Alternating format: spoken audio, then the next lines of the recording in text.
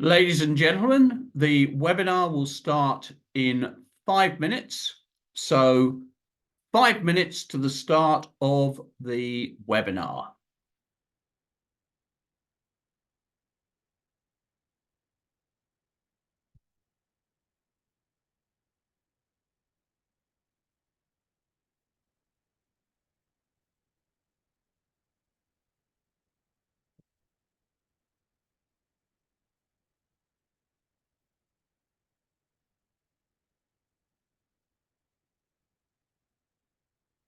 Ladies and gentlemen, the webinar will start in just 4 minutes. So just 4 minutes to the start of the webinar.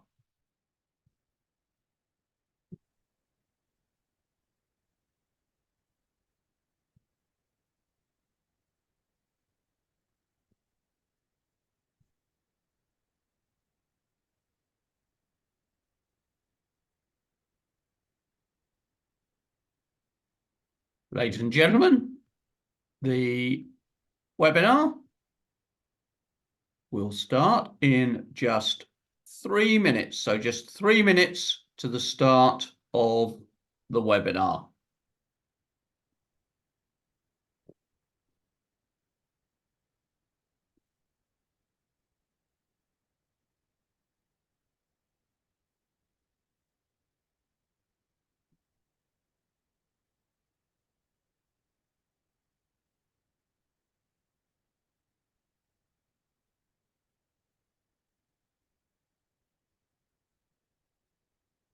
Ladies and gentlemen, the webinar will start in just 2 minutes. So we will be starting in just 2 minutes' time.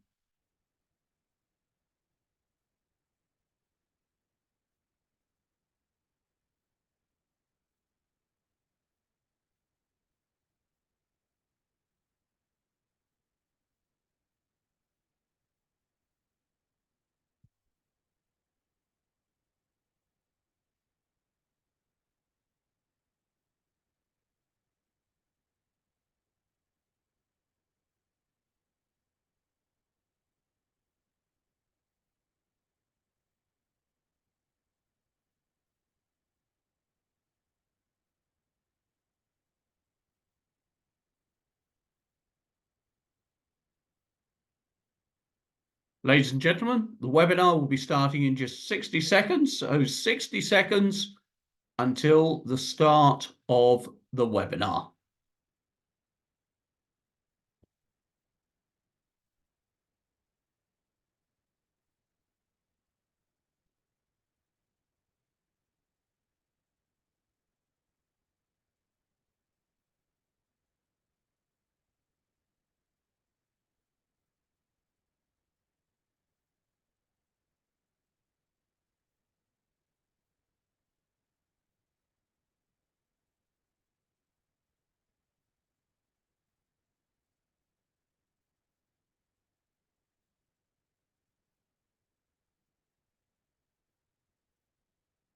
Ladies and gentlemen, welcome to the webinar. And we have a fabulous topic for you today. It's a practitioner's guide to AI and the channel.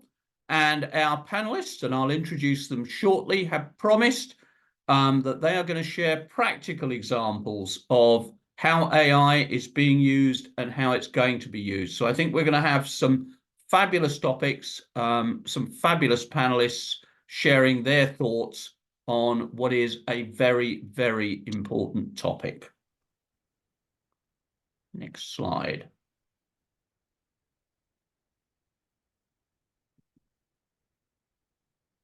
And here are our panelists. They're Harbinder Khera of My Matrix, Heather Margolis of 360, Lionel Farr of Zift, and Raegan Wilson of Spur. And I will introduce them all to you more fully in just a moment.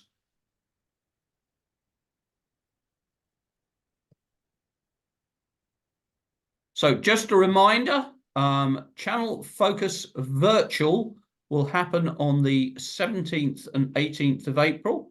So if you like today's session, I'm absolutely sure you will. Please join us on the 17th and 18th of April for the industry's most important virtual event focused on the channel. And scan that code and you will be able to register for the event. Next slide. And on the 12th to the 14th of November, CF24 Channel Focus Live will be in the wonderful Dana Point, California. And everyone on the call today will be able to register with a fabulous discount of $800. So without more ado, I am going to introduce you to our panelists. So if we can take the slides down. We'd love this to be really interactive. So you have bottom of your screen, the chat button. Love everyone to get involved. Love your comments, love your thoughts, love your questions. Please interject. Please ask your questions. So it's not just me talking to the panelists. We're having, as we've always do on these sessions, a fabulous interactive session. So, as I say, 4 wonderful panelists. Our first is Lionel Farr, and he's the founder and CTO of Zift Solutions. And his role has been to design, build, and scale the Zift channel marketing platform. He's been fabulously effective at building leading agile software development teams. He's passionate about product development and always thinking of how he brings value to his clients. Lionel's a real technology enthusiast and a natural engineer. He's always been interested in technology, and that drives his bleeding edge thinking. Our second panelist is Harbinder Khera, and he's the CEO and founder of Mind Matrix. He has over 20 years experience in sales, marketing, and channel enablement software and solutions. He's provided IT consulting services to companies as different as Southwest Airlines, Nationwide Insurance, IBM, Siemens, Citibank, and Sprint. And he was one of the 3 CEOs to win the CRM Influential Leader Awards last year, announced by Destination CRM magazine for his contribution towards innovative sales and marketing technology. Harbinder has an MS in Information Networking from Carnegie Mellon and an MS in Computer Engineering from Florida Atlantic. Our third panelist is Heather K. Margolis, and Heather is the SVP of Marketing for 360 Insights. Prior to joining 360, Heather founded Channel Maven, the strategic channel communications, marketing, and sales agency, which was bought by 360 in November 21. She's a recognized channel expert and a keynote speaker to a variety of audiences about entrepreneurship, channel programs, channel marketing, and channel sales. And she's proud to originally be from the Boston area, but now calls Boulder, Colorado home. And our fourth panelist is Raegan Wilson, and Raegan is the VP of Ecosystems at Spur Reply. Prior to joining Spur, Raegan is a recognized channel expert. She's basically driven thinking with Spur and created a tremendous practice focused on client innovation, on developing client technologies, and on driving solutions that really matter for Spur. So welcome to all of you. I'm going to chip in with a number of questions, but as I say, really want people coming in on the chat side to basically have your views, your thoughts on all of this. So one of the things people talk about is they talk about the helicopter view. As I say, we want to drill down into the practical. So one of the key things I want to talk about is there are a number of ways you could use AI. You can use it to optimize things internally. You can use it for things like tracking partner performance. Partners can use it internally. You can use it for marketing to partners.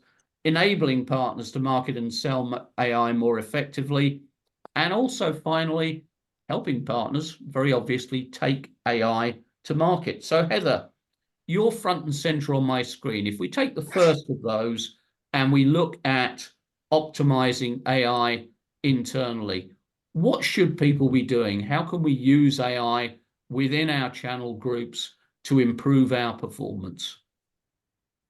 I think the first thing, and if my IT department and compliance department is watching, they'll be very proud, is to find out what you're allowed to do.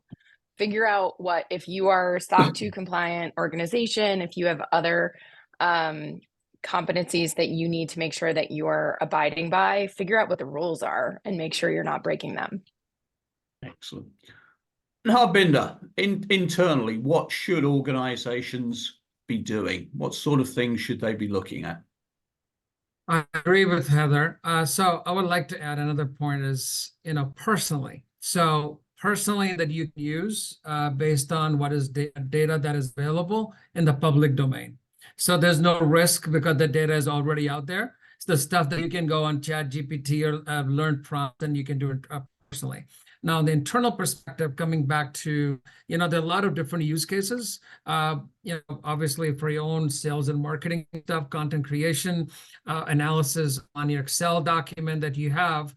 Again, the important aspect is using this data or using AI based on the security guardrails that your IT has put in place, or use the platform and the tools that allows you to control, as a proper guardrails around it. That's very important. You just can't take your corporate financial data and copy paste in ChatGPT. Don't do that, okay?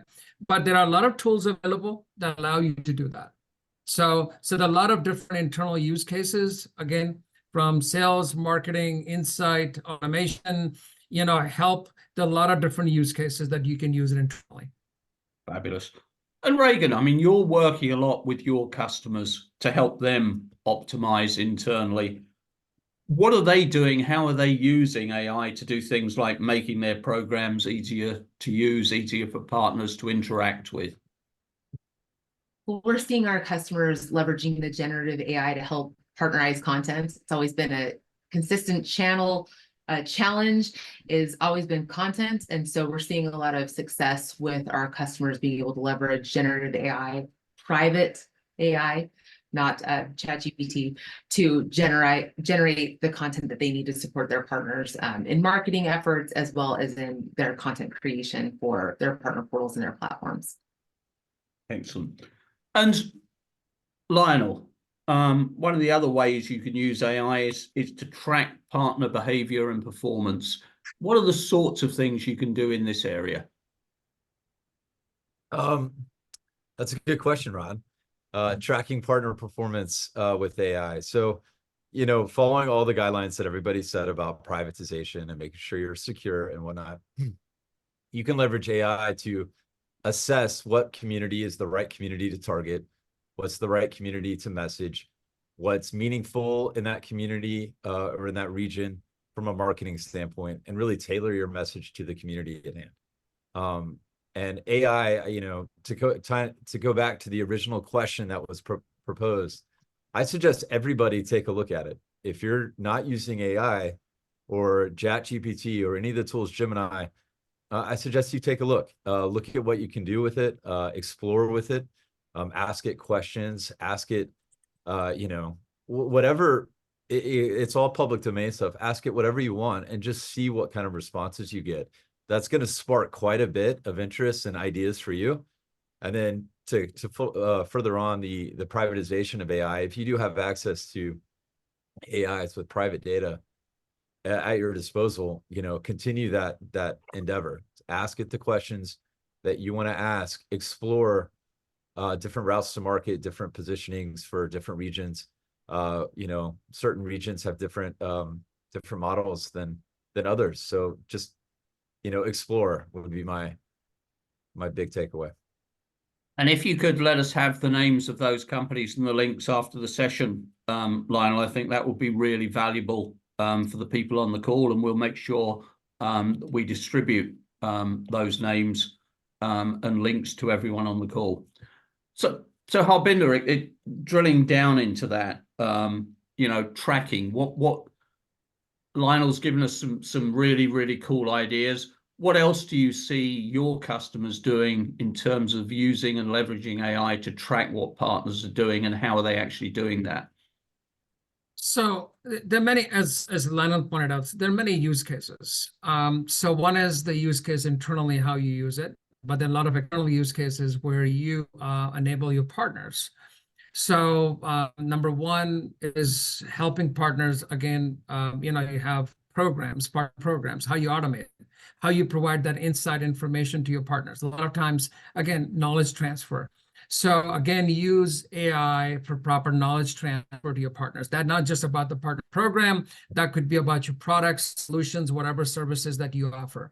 So using AI to make sure that is happening.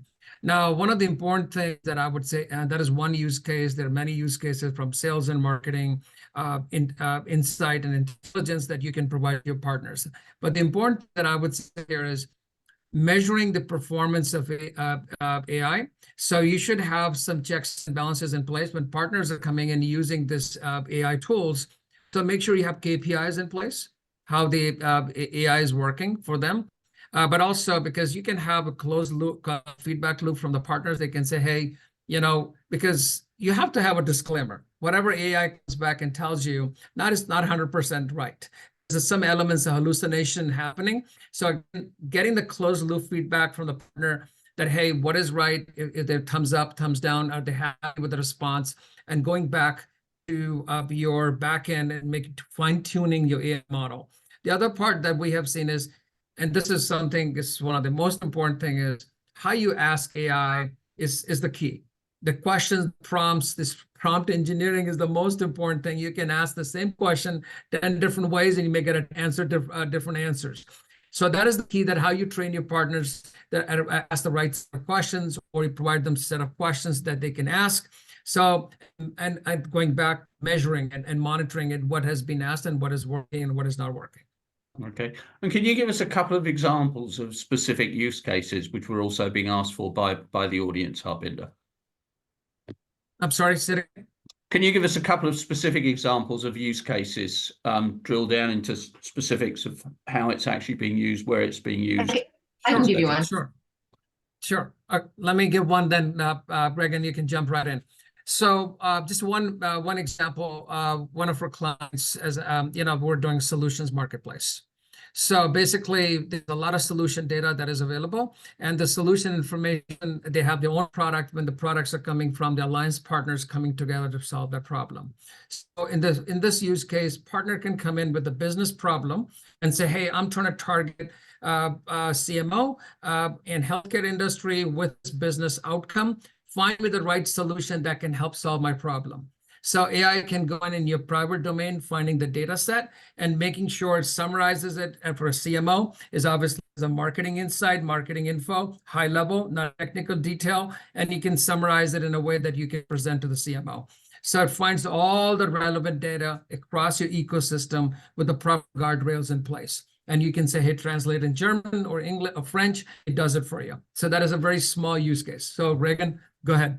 Yeah, a small use case would be like inside your partner tools, leveraging AI to help serve up answers to the typical partner problems that they have. So like ask a cam. So we're seeing our customers asking us to build them private AIs, private chatbots that are helping them serve up within their partner tool sets to take the person out of the equation to some extent, and self-serving via chatbot to those simple things like, how do I do a deal reg? How do I find this? What's the next best action to that? And it's serving up those answers, and it's learning as partners are hitting and asking those questions. It's being trained on what the actual partners need. So it's just a simple way to get your reps back in the game of doing more revenue generating activities versus partner support activities. And I'll further along that. It's something that we deploy, but I'm sure others do as well, is that virtual camp. So it's enabling the long tail of partner communities. There's a certain amount of camps that are focusing on the top partners, top producers, and you have I'm sorry, partners that are on the long tail that need answers. Like, if I'm going to sell to a law firm locally, what products would you recommend? Knowing that, security is a high priority, and knowing the private data, the private AI that is deployed, it will give you a response. These are the products that are ideal for law firms in your region. This is why, and give you, detailed responses with links to the supporting material, sales collateral within the portal. So yeah, that's a very common use case. Another one would be asking AIs to give me the right partner segmentation. Can you give me the partners in this region that are most likely to sell this product for me, and have it auto build segmentation based on the information that it knows. And in the first case, Lionel, how difficult is it to set that up? What's involved? What do you have to do? Obviously, there's a lot of background work there. On the technical implementation? Yeah, if I'm Yeah. trying to get partners to the right information about the right market, the right kind of customer, is that a fairly simple thing to do? What sort of effort do I have to put in to make that happen? Well, that's a good question. You have to opt in through our product, whether you're willing to try this out, right? But I do want to say there are other people on this webinar that have great products. So I'm not trying to say one, or I don't want to sell anything. I'm not trying, but it's an opt-in method, and then we consume a lot of the material that has been given to us based on demographics of partners, demographics of the supplier, all of the detail that's inside of the knowledge base, and including the marketing activities that are there to help build that knowledge base and that AI seed that is needed to provide the answers that you need.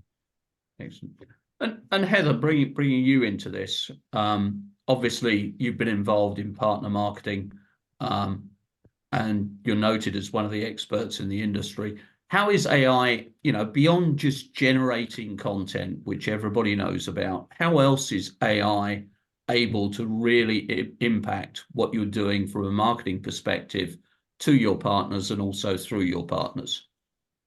Yeah, thanks, Rod. So first on the two, it's always been important to communicate to partners the way they want to be communicated to. So if you have VARs and MSPs and GSI, salespeople, and all of these different partner types that you're communicating with, and you send out one newsletter, a lot of them it's not going to resonate with them, and they're not going to be receptive to that. So the ability for your team to now create different versions based upon their specific pain points is much, much easier.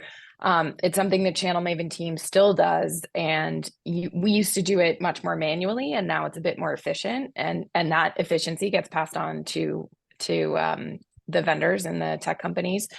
The other thing to think about is, as your partners market themselves, they need to be much more targeted. We as consumers are now getting incredibly targeted messaging. So when we get something that is too high level, that is too broad, that doesn't speak to us, not only are we deleting it right away, but some of us are almost offended, right? Like, I get something that I know isn't for me, and I'm like, hey buddy, like, do your research and make sure you know who you're targeting.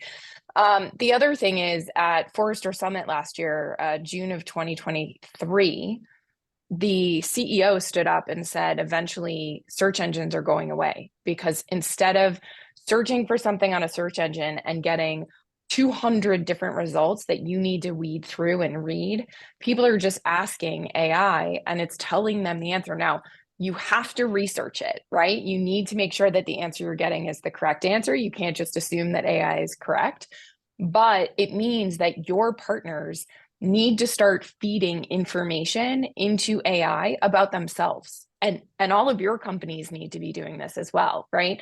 Eventually, someone's going to say, hey, whoever they're talking to, Jasper or ChatGPT, tell me about 360 Insights. My team is making sure that when they search for that, they're finding the information that's correct, that's authentic, that is helpful, that is going to propel them forward. Your partners all need to be doing that. So pull out your MDF catalog and make sure that there is some sort of use case where a partner can hire an agency to help them fill AI with the correct information. Excellent. And Raegan, what are your customers doing here? Our customers are doing, I mean, so I'm just going to be honest. Most people aren't doing much with AI yet, right? Because it's just not quite there yet. We're typically seeing things within the generative space, but what we're starting to shift customers towards is getting their data ready. So getting their data pulled together, figuring out what data they own and getting it into things like data lakes so that we can then set the AI on top of it to do the process and analytical stuff that they need to be able to generate the reports, generate the story around why a channel is performing and how it's performing. But I mean, let's be honest, we're a bunch of channel executives that have struggled with using the technology that we've had for the last 2 decades. It's absurd to think that we're going to jump on the AI bandwagon and be AI experts overnight and be able to do all these cool things. So I think it's baby steps. It's leverage the generative AI that's out there to help you do the things that are inefficient in your world today. Get your data right and ready so that you can start stacking the AI on top of it to help you gain insights on your channel programs and what's performing. And that's really what we're seeing. And then in addition to building those types of tool sets in the private realm to help our customers, the ones that are a little more accelerated, get the things like the CAM chatbot and the data and analytics reporting dashboards that they want to tell the story for their partners and for their internal teams. But we're just not there yet. It's still baby steps. And Harbinder, if someone's getting into this, what's the natural progression you see with your clients from, hey, just starting to perhaps getting a lot more sophisticated? So now one of the big things about this AI, I want to separate. There's we talked about ML. We have had a conversation about machine learning. Okay, there's a lot of tools available for asset recommendation on the machine learning side. So I think when we're having a discussion on AI, we're talking about the LLM, the newer AI, the deep learning stuff. So one of the most important things for the audience to understand is all about the data set. If you look at the LLM models, the data set is time-stamped based on whatever you're using. So we look at 3 different data sets. It's very important from an understanding how you're going to use the data set. One is the private data set. So when you're trying to do generative AI, writing an email, doing some of your own stuff, so you have or you want to do a sentiment analysis, a conversation you just had with your customer, that is a private data set. So having the ability, this is what we're trying to do, provide this kind of tool set to our clients so they can upload their own private data set, and then they can ask any set of questions and perform any kind of activity on their own private data set. Okay, so that is secure, that nobody can see it. This is your own private data set. The second level is the company level data set. So for example, you have your branding standards, your corporate messaging, everything what you do, products you sell, the solutions you offer. If you want your partners and all your employees to use that data set to write any campaign or do anything, so that is the access to your company data set. It is secure that if a partner does not have access to ABC product line, they should not see the information on the product ABC product line. So keeping that data set is company level data set. Now the third data set is public, that is available in the public domain. So you can restrict your employees, you can restrict your partners, what level of data set they should have access to. So depending upon that, now you can really control different applications around it. So that's how we're trying to provide tool set to our customers so they can upload, manage their data sets, and then they can perform multitude of sales and marketing activities on this data set. Okay. And Lionel, what are you seeing with your customers? What are they initially adopting? What's their goal in terms of AI? Yeah, I mean, as it relates to the channel at large, right? The generative AI has been extraordinarily beneficial in a lot of the marketing, right? Generate me social media posts. What are the best hashtags to resonate in this region? Can you provide imagery that kind of helps support or facilitate my campaign. Those kind of things are really on the up and up, right? I think those are leveraged every single day, and it's impressive, and it really helps bolster the amount of content that gets generated for the community. I think, the other thing that's important is understanding kind of sentiment, understanding your partner community, how they're performing, what do they feel about you and your product, and figuring that out. And AI can really help you there too, right? So just understanding exactly the communications that's happening between your CAM and your partner, and understanding, are they supported? Do they feel supported? Like those kind of questions can be easily asked for, private AIs, privatized AIs with, if you're in, the right area, right, or have the right product set, then yeah, you can get a lot of benefit, right? So does that answer your question, Rod? Yes, I think it does. And Heather, coming to you, you talked about, getting the right things in AI so the answers come out correctly. So you're, are there organizations out there that can help you do that? Of course. I mean, any digital marketing agency today would help you do that. Like Lionel, I don't want to do an infomercial for Channel Maven within 360 Insights, but that's certainly something that we can at least talk you through and help you with, and teach them to fish, and then also help them fish. I think one thing we're forgetting is that we talk about AI like it's so brand new and it's just now happening. We've had AI, if anybody remembers Clippy. Do you guys remember Clippy? Like the little paper clip that would come out in an office and say, "It seems like you're looking for this." No. So Clippy, thanks, Aurora. It's important to ensure, so our ecosystem management platform, for example, or any of these platforms, if someone comes in and gets a training on how to market to their customers, the next time they come in, there should be a campaign that they can use. It says, because you got this, I think you want that. Amazon's the best at this. Otherwise, I wouldn't spend thousands of dollars on Amazon every year. But it's important to ensure that you have built in and your chat bot, right, as well. Like, how can I help you? Oh, it looks like you're looking for this, but maybe you're actually looking for that. Like, we have to just make our platform smarter and ensure that the partners are what they want without saying, "You're using AI." Like it has to be something that feels like part of their behavior, their day-to-day, that's not in their face, like, use AI. Just make it happen. Excellent. And Raegan, we've had a question come in about how we take AI to SMEs, and one of the questions I've had from a number of major vendors is, how do we actually set about enabling our partners, build the confidence in our partner community to enable them to take AI to market? What are some of the things you're seeing your clients are doing on that front? Like, we've got clients in different camps, right? There's clients that are, major chip manufacturers that are building the components that AI is being placed on.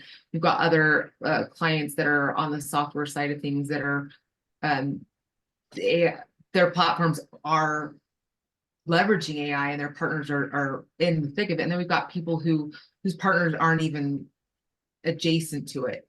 So it depends on where your partnerships sit within the AI landscape. Are your partners a go-to-market motion with AI? Are they a user of AI? And you have to figure out where they are in that maturity model and in that segmentation model. So it depends on where you're at, who your partners are, and where they're going to fit in that story. Are they telling an AI story with you as a vendor, or are you so far apart from that it's never going to make sense, and you need to be thinking of it as, how do we leverage AI to help our partners be more successful? And I don't know that there's one right answer to that, because everybody's business is so different. But I think as vendors on this webinar today, if you can think about it and take a step back and think about where you are at, what your play with AI is, and then think about how your partners might fit into that, you'll be able to answer that question for your company. Okay. Other issues. Sorry, come in, Lionel.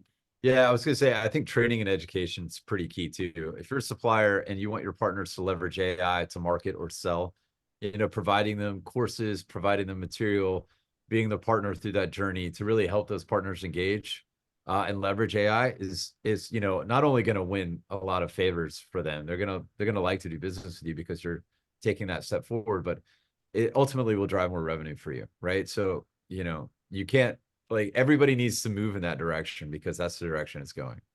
So helping the partners and educating them is pretty key. And Harbinder, one of the major issues with AI is security. What should people be concerned about? How should they deal with the security issues? It goes back to my first initial comment about how you protect your data. So how you segregate your data. So again, it goes back to, in order for people to understand, security, it's really need to understand how the LLM models work.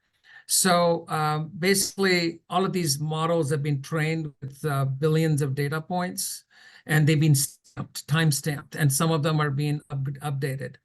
So if you use ChatGPT in a public forum and to put sensitive data, it's not going to literally train the LLM model, but yes, your data is out there. Okay, so the important thing is to how you pass the data to these AI models. So if you send the information if you use the APIs, and there are many enterprise APIs available, and so you really need to understand what data you're passing. So you need to create your own tool set, or you go with a company like ours or Zip, so that actually create that contextual layer and the security data model layer on top of OpenAI that protects your data set. So that is the key. So it has to have the rails put in place. So if a partner A or internal employee A is trying to access certain pieces of data, and you should control that in the front layer, and then allow the information, whatever they have access to pass it on to LLM for summarization. Okay, so but you protect the data in front. So it's very important how you manage the data set and what you pass to LLM models for summarization. So that is the key.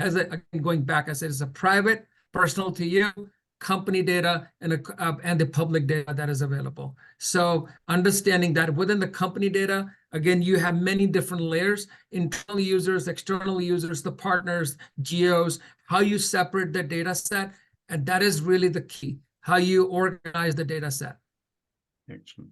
Well, Lionel, you may have something. Sorry, go ahead. It was an add to that. In addition, if you're thinking about security, I think one of the things we have to do is arm our employees with the brain power to make good decisions about how they're using AI. And this takes to Lionel's point about training our partners. We need to be training our internal teams as well on what not to do. So like, don't go out and ask it to look at your code because that's now public. Like, what are the list of do's and don'ts? And that can also then reflect on training that we could leverage for our partners too, because maybe they don't have the means to train their people as well. So I think the vendors that step into AI and are thinking about it holistically, whether it's from the way they can leverage it for efficiencies or the way that they can set up the guardrails to be safer and more secure, are going to be the ones that are the leaders here. Let's face it, none of us want to be the next generation's BlackBerry. So hopefully there's no one from BlackBerry on the call. But we need to be thinking about how to be thought leaders. And it's not just around how best to use it, but it's also how best to protect ourselves from it. Because AI can be used for good and for bad. There's plenty of malicious people out there using it to write malicious code and to do malicious things. So we need to be thinking about it from both fronts. And I think the way that we can do that internally for our own teams and then take that to our partners to make sure that they're thinking about those things will help us be thought leaders all around. And Heather, data privacy. AI is a minefield. What are some of the things people can do to ensure that they get it right? Yeah, I think exactly what Raegan and Harbinder just said. Make sure that employees are trained, make sure that partner employees are trained. I'm at Channel Partners in Vegas right now, and a gentleman from Threat Locker was up on stage yesterday and said, malware is just software used for bad, right? Or evil. AI, same thing. I mean, the use cases can be positive and negative, and it really depends on the person. You have to figure out how to, first of all, educate. I think a lot of times there are employees or partners who do things unbeknownst to them that are very bad to be doing with AI. So educate those teams. 360 Insight, we have a very, very overwhelming sometimes security practice. Like all of our employees, from the people who maintain our buildings all the way up through the CEO, have to go through security training every quarter. Or is it month? I don't know. It feels like every week. And we've now added AI to that. So it's important that the larger companies out there are already doing it, I'm sure. But your partners, to Raegan's point, might be 5 people on a team or 2 people on a team. And I think it's on us, the larger vendors, to go to those partners and say, and now we're going to expand this training to your entire team so that you're safe, which keeps your customers safe. And those are our joint customers. And those customers are then the technology that they're buying from us is also safe. Well, if you think about the information that we're providing partners within password protected environments and portals, right? And ecosystem automation tools, there's a reason that it's password protected. So we also need to teach them how to use our data that we're providing them, the content that they're being provided as part of the programs. And I don't know that, I would say that the majority of folks haven't gone and updated their terms of use to say, hey, like, let's not throw it into public AI, but those are things we probably need to be thinking about so that we're protecting our vendor data as well, that is being given to partners. And now they have, yet another tool to be able to explode it out there to the world, which we don't really want them to do. So it's changing our world day by day, and we need to be thinking about it holistically and plugging in the partners into that picture. And Harbinder, what do we need to do about ethics? No, that's a good point, explaining those to our partners. I was just looking at the chat. There was a good comment made about the updating employee policies. So we did that last year. That is actually very important. It required that, hey, you cannot just go and use ChatGPT, so we have actually also looking at banning that in the company, so you can access through our network. So you cannot go to chat. However, you can go through our internal tools that we have built around OpenAI. Okay, so where we're protecting the data set, again, going back to the data set, but you just can't go and copy paste stuff on ChatGPT as long as you are using internal infrastructure. So you cannot do that. So it's for the developers and everybody. So just to make sure they're not copying stuff. So restricted that access. So updating company policy, absolutely. And again, going back to any security training, you had to go back every 3 months and reinforce that. Like anything else, where we gotta go back, reinforce as part of security policy that, hey guys, you just can't do stuff. Okay, and you got to be aware, not just like what you can do, but also what other people can do to you. So that's also equally important. When the stuff coming in email and somebody these robocalls and somebody faking my voice and going after my CFO and asking for money. So all that stuff, I had to have a training with my CFO. I'd say, you just can't accept phone calls from me and give you wire the money to somebody. So again, putting those processes in place across the board is equally important. So Lionel, I think you had something you wanted to say. I'm sorry. No, I mean, you're saying all the right things, and it kind of dives into the ethics of AI, which I think is where Rod's going, right? And it's really, I think Heather said about the threat locker, it's malware is just software used for bad. AI can be deployed in such a way that can be bad, right? And it's on everybody here to really kind of use it in the right way, right? I mean, that's all all I can really say now. You can use AI to like determine whether or not something has been generated with AI. You can have it make suggestions or best guesses on that, but the reality is that use it for good.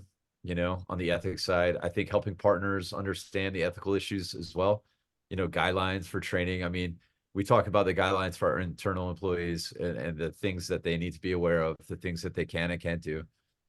You know, make suggestions to partner organizations, you know, kind of help them get into the AI landscape, because some of them are slower to adopt. Let's be fair. Like the really large organizations are quick, right? They understand the revenue impacts and what it can mean. But the smaller groups, you know, they're going to be slower. So just helping them, but also informing them that it can be bad, right? There are, you know, it can be used for bad.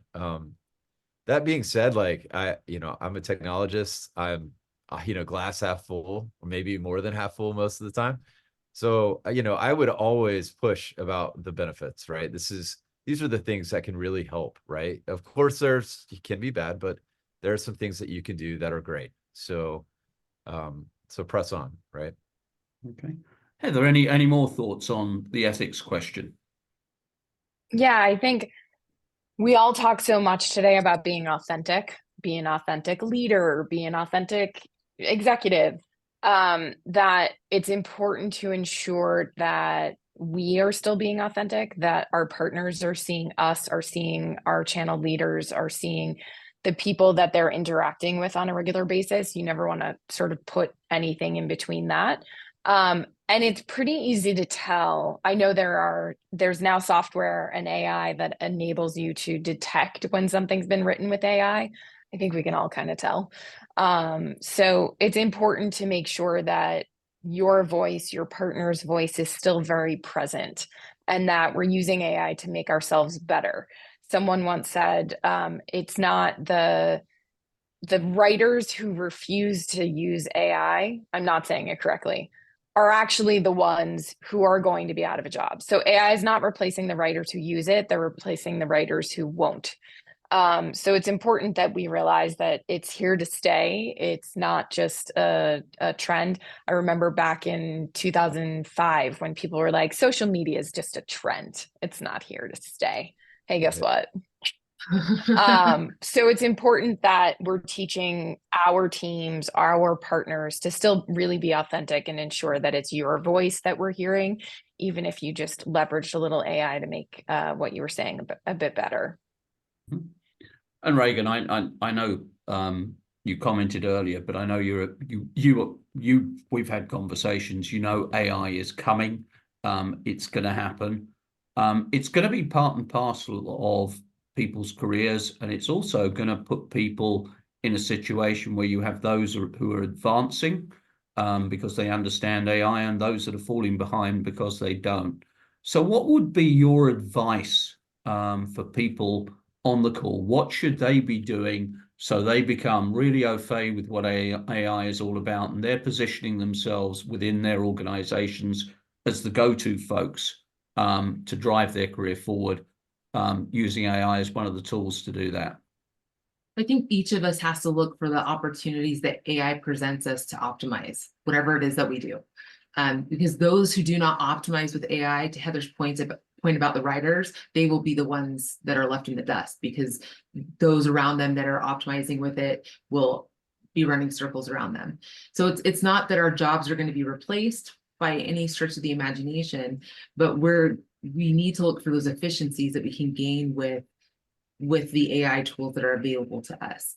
And we need to be smart about looking for the opportunities that AI offers. There are companies that are popping up all around us that are creating a better mousetrap, leveraging AI that we can just plug in to our daily lives. So whether that's in recapping meeting notes and parsing out action items to people, whether that's, feeding information into different tool sets, we need to look for those opportunities to leverage it for efficiency. And don't think that you need to create the mousetrap, because there could be one out there already. My husband came to me the other day and he said, hey, I found this really cool AI tool. We're going to plug it into our software. It's going to do all of these things for us.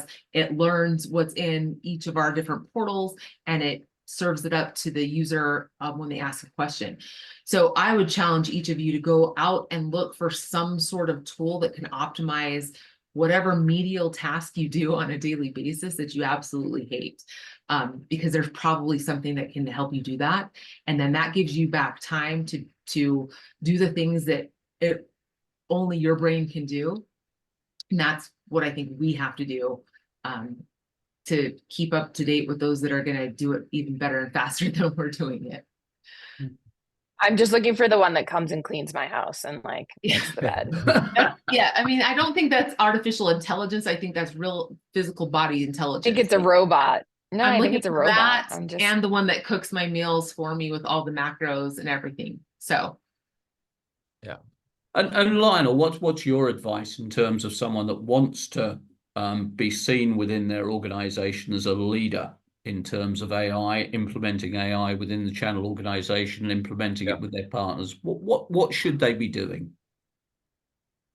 Yeah, I mean, I think AI is an incredible tool. I think you should look at it as an enhancement of you, not a threat. Figure out ways to automate the mundane tasks. Figure out ways to use the data that you have and kind of parse it out differently with AI to help facilitate what you have to do next.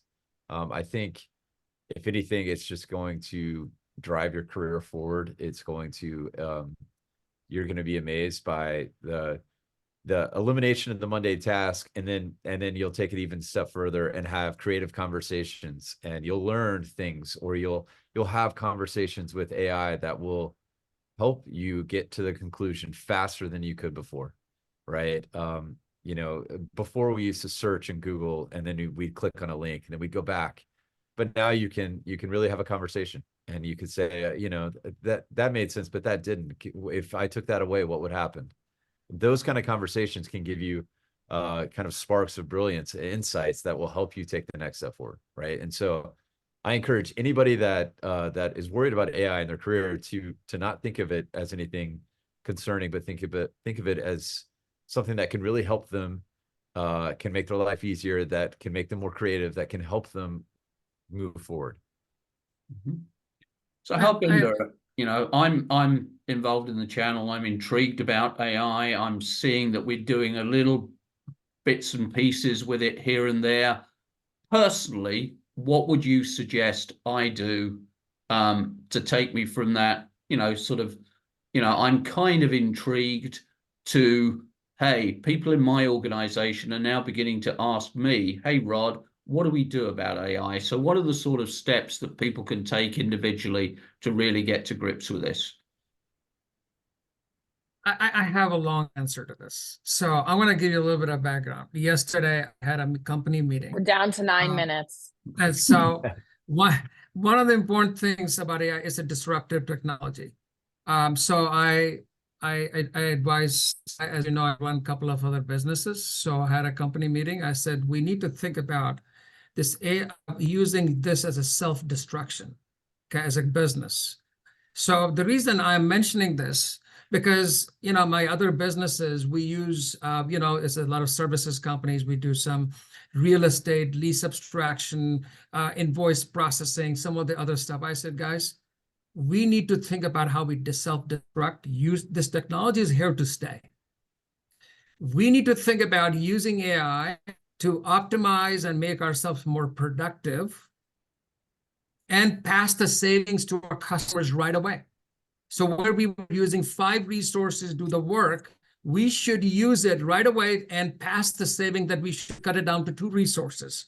If we don't self-destruct, somebody will destruct us.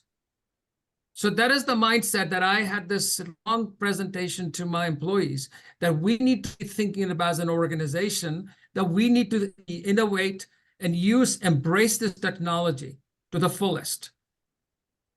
And because this is here to stay, we cannot get away from it, okay? That is number one advice to my organization. And second, what I said, guys, now we have more time, use that for building on personal touch, focus on connecting with our customers. Now we need to build the connections with our clients, with everybody. Focus on human touch, because that is going to cement our future. Human relation is going to cement our future. Use the technology to get better and be more efficient. That was my advice to my employees. So you can use some parallels in channel, but I just wanted to tell you that that's really how we're thinking at Mind Matrix and the group of companies that I manage. So final question for everyone. Raegan, if I can start with you. If we look at this, and you think about all your customers, I'd like to finish on some practical things. What are some one or two practical examples you've seen your clients doing, where you've gone, wow, this is really cool? Well, it's usually around scoring and segmentation, capacity planning and modeling. It's taking the data, running it through, and getting different scenarios, and then taking action on it. I think if we can get familiar with the data, own the data, and get it to work for us in a much more efficient fashion, that's the answer. When I was at the Channel Executive Council last week, and one of the key things that I heard from many of the channel leaders in that room was being able to tell the story around what the channel does, the success of the channel, and being able to walk and have the same type of story that our marketing and sales counterparts are having, to be able to identify and get the budget that they need to support their plans for the year. And if we can do that and optimize it with AI, we win. And so it's, how do you get AI to help you with the data, to tell the story that you need, to get the budget and resourcing that you need to be successful, and to tell the channel story, the success story of channel. Excellent. Heather, specific examples where you've seen AI really come into its own. Yeah, I mean, I think we said in the beginning, we're not there yet. Like, the channel's always been 3 to 5 years behind. I think the failing that the channel has always had is those of us that sit, and I started my career on the vendor side, those of us that sit at the vendor and think the partners are just going to sell our products because we're great and our products are awesome. And I think we've been humbled, especially the past year.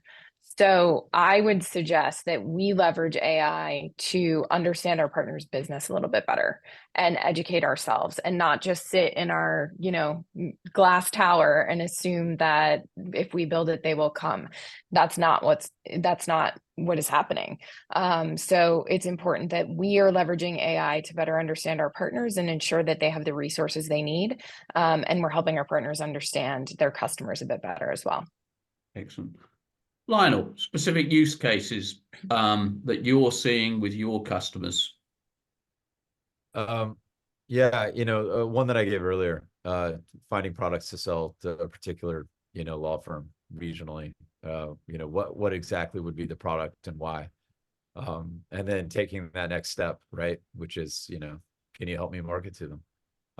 I think that was a powerful use case. That's one that stuck out to me. The segmentation, and I think both what Heather and Raegan said were spot on, right? It's finding the segmentation, finding the way to use it, the way to leverage it, way to help them, but also understand the partners and understand, what it is that they can and can't do, what they could or should sell. Like, really leveraging AI to understand your business better, I think will help push you forward. And Harbinder. Partner profiling, number one use case. There's so much of unstructured data out there. So basically, looking at all the partner unstructured data on their website and LinkedIn profile, you can really use AI to really find out who they are, what they do, what products they sell, what geos they sell to, what verticals, everything. And you can look at the trends, what they're doing on LinkedIn, and you can know exactly that, hey, they said they're selling into manufacturing, but on LinkedIn, for the last 6 months, they're pushing healthcare. So you can use a lot of that insight to your advantage as a CAM and say, exactly, this partner is not going to sell health manufacturing because this partner is pushing into healthcare. So there's a lot of unstructured data that is out there. Looking at the unstructured data and taking that to your advantage, and you're doing a partner profiling, when you're business planning. So then when you're sitting down with a partner and say, hey, we're going to put all the money in, this is supposed to do, but what you're saying, what your signs are totally different. So that is really the other very, very cool place where you can actually use AI. Excellent. So Lionel, Heather, Raegan, Harbinder, thank you very, very much indeed for some fabulous insights, fabulous things that we all need to be thinking about as we move forward on this, really what I think is going to be a spectacular AI journey. And as we close, you'll be faced with a survey. Please, it's only going to take a couple of minutes. Please do complete that survey as you leave the webinar. But once again, a huge thank you to Harbinder, to Lionel, to Heather and Raegan. Guys, thank you very, very much indeed. Thank you, Rod. Thank you. Yeah.